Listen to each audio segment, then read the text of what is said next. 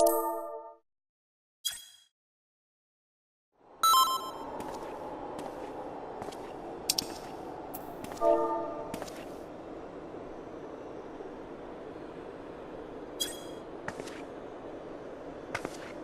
should never have come here, warrior of light. I labor only to forge a lasting peace. A peace you would deny us out of ignorance and blind faith. No matter. If it is our fate to be at odds, then it is mine to strike you down. We whom gods and men have forsaken shall be the instruments of our own deliverance. Partake of my flesh. Fill this vessel with your light. Walk amongst your brothers and sisters once more. Oh, Saint Shiva, still the hatred within our hearts and bless us with eternal grace.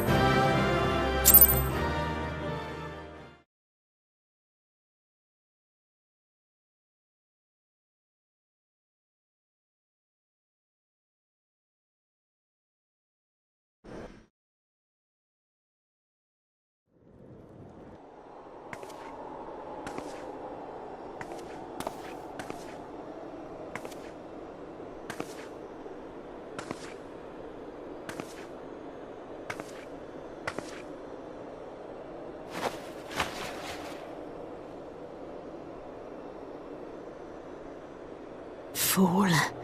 Blind, bloody fool.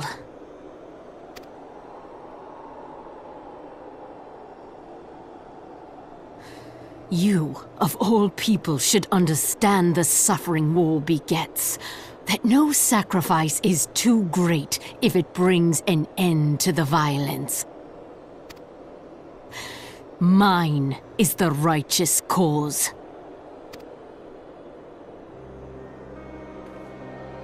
You fight in a war you do not understand. A pawn of liars and schemers. And they are no less ignorant than you, following the creed of their fathers without question, never thinking to ask why. Trapped in a delusion of their own creation, and blind to the truth.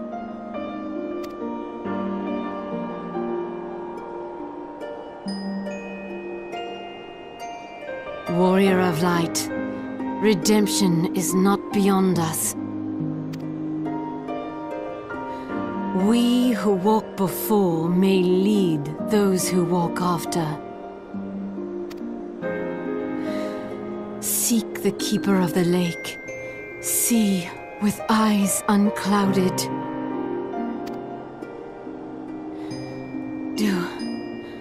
Do not squander Mother's gift.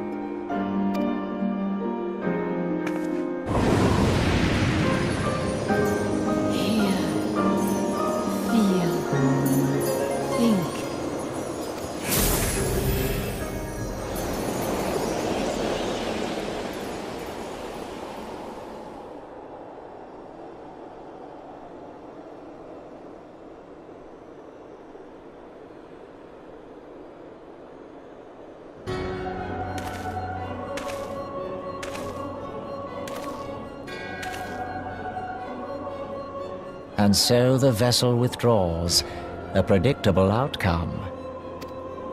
Nevertheless, La Habrea will be pleased. How unfortunate.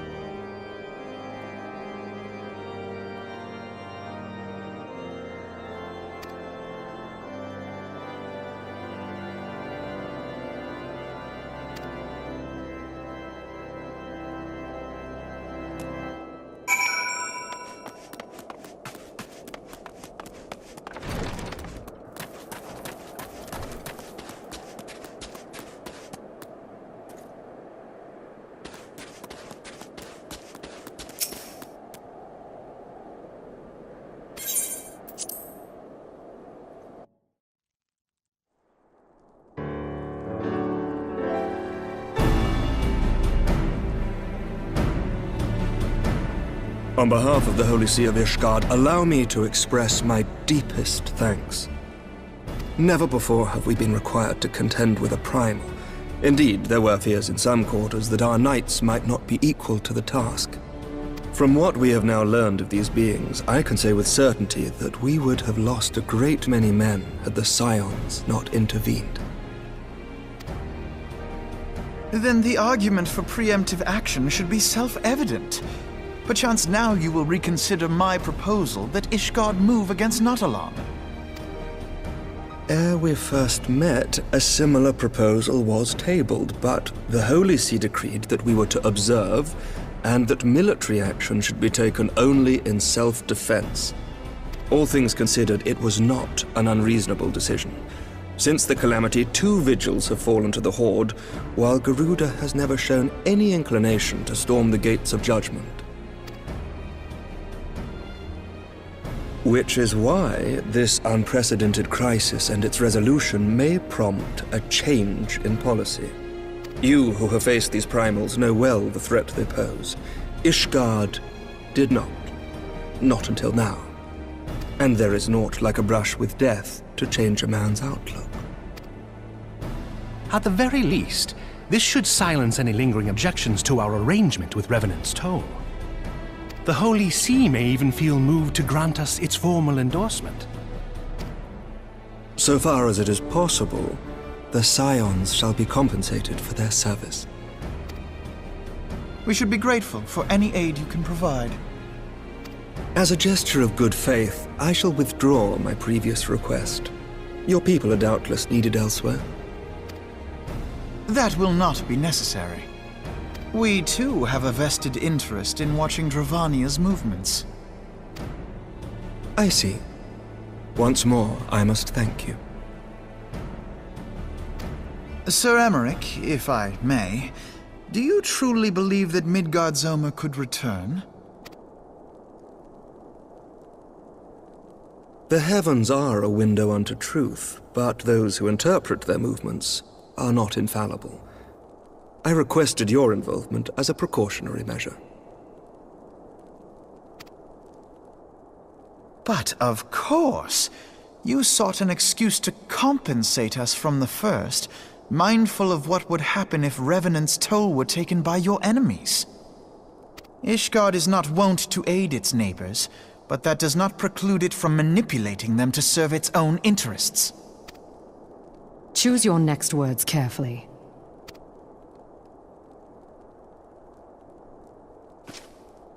Do you know what sort of man becomes Lord Commander of the Temple Knights?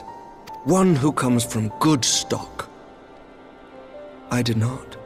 Yet here I am now. Why do you suppose that is? Because I swiftly learned to tell the difference between words, deeds, and beliefs. You are correct, Master Leveilleur. Ishgard desires to see Revenant's Toll flourish, as it would present a troublesome obstacle to our enemies from the south. We are so glad to be of use to you. As we are to you. Ours is a mutually beneficial arrangement, lest we forget, one born of necessity. The dragons grow more restless by the day, and the heretics harry us nigh without cease. We have contended with such troubles for centuries, but there are limits to even our endurance. Yet as a pauper is loath to part with his meager possessions, the leaders of Ishgard are not wont to render up their trust to outsiders. But with perseverance on our part, they may yet be made to see the light. Nevertheless, one must take care when walking the road less traveled. Wise words, Sir Emmerich. I shall make a point to remember them. I must apologize for my earlier outburst. I hope it will not sour our good relations. Not at all. You but spoke from the heart. I trust you understand that at times my duties may prevent me from meeting with you. On such occasions, my second-in-command will speak for me. Lucia, at your service. Pray excuse our reticence. We are but wary of speaking too freely, lest our sentiments be made known to our enemies. Know that the Lord Commander and I are of one mind. For the sake of Ishgard, and of Eorzea at large, I pray our peoples can put aside their differences. Those who dwell in the past risk losing sight of their future. Should aught befall one of our shipments, pray inform Lucia immediately. You may also relay to her any words you might have for me alone. Not being of Ishgardian birth, she owes no allegiance to any noble house, making her as near to incorruptible as one can find in my homeland. Suffice it to say, I trust her completely, and so may you. Which reminds me, Lord Orchefort, if you would be so kind?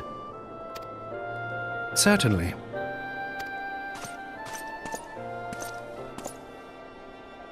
In times such as these, trust is ever in short supply.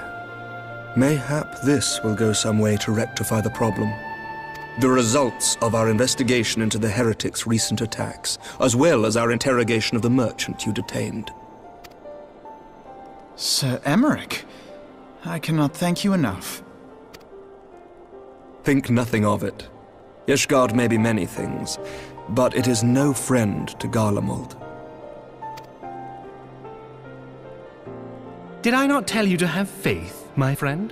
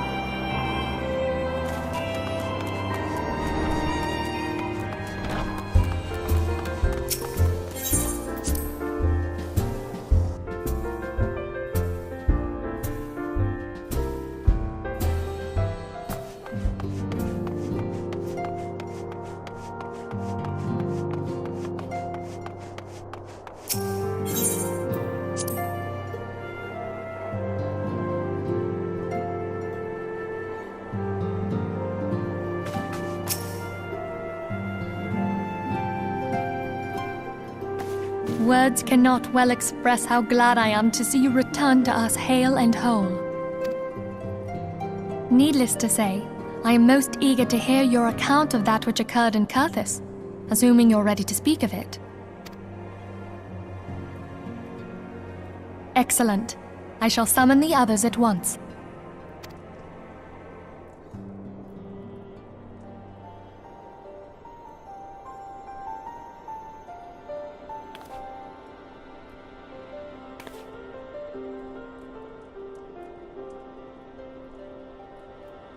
Iceheart used her own body as a vessel for a primal soul?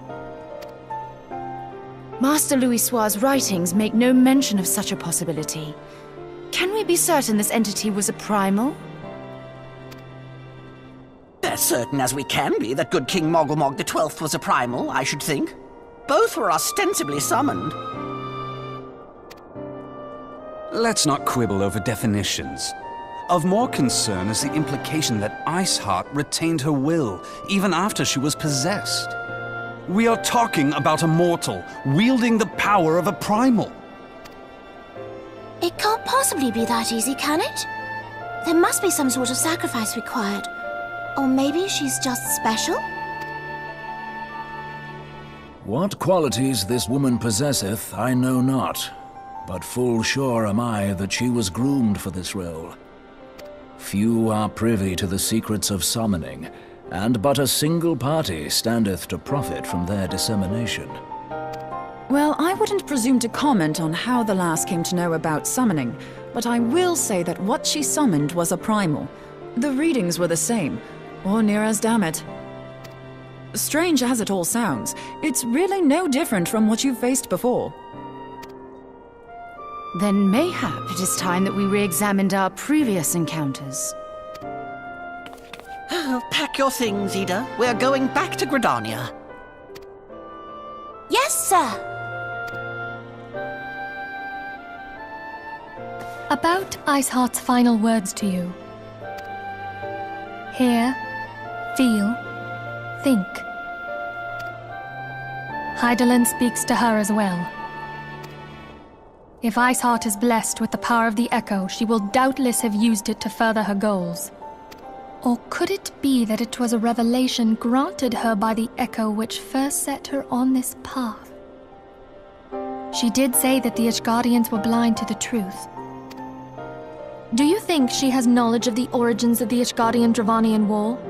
It would do much to explain her unwavering conviction. Did not the Lady Iceheart implore thee to seek the Keeper of the Lake? And did she not imply that in so doing thou wouldst come to see with eyes unclouded? Midgard-Zoma was a king amongst kings who reigned for centuries on end. But he is dead and his wisdom lost to the ages. Unless the Ishgardians' fears are well-founded. It would seem we have yet another reason to stand watch over the Keeper of the Lake. For a mercy, we are well positioned to do so. Iceheart, Shiva, Ascians, and Midgard-Zoma. I shudder to think how they're all connected.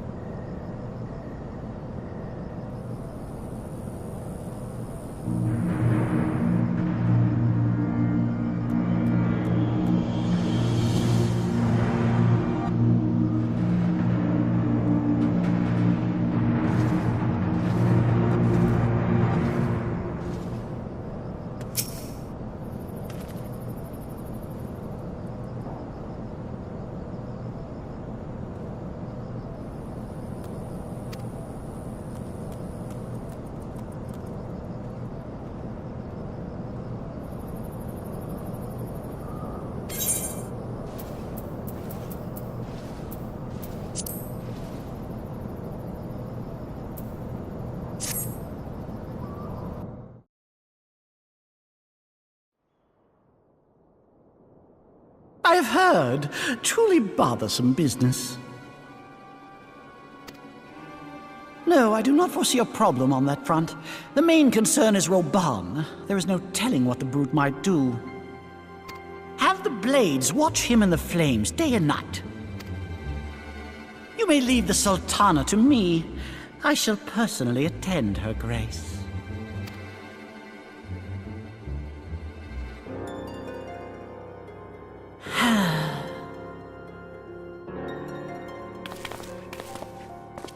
Sever one of the East Aldenard trade routes. That ought to keep Lolorito occupied for a while.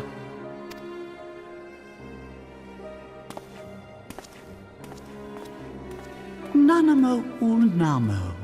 For my sake, pray be a good little Sultana to the last.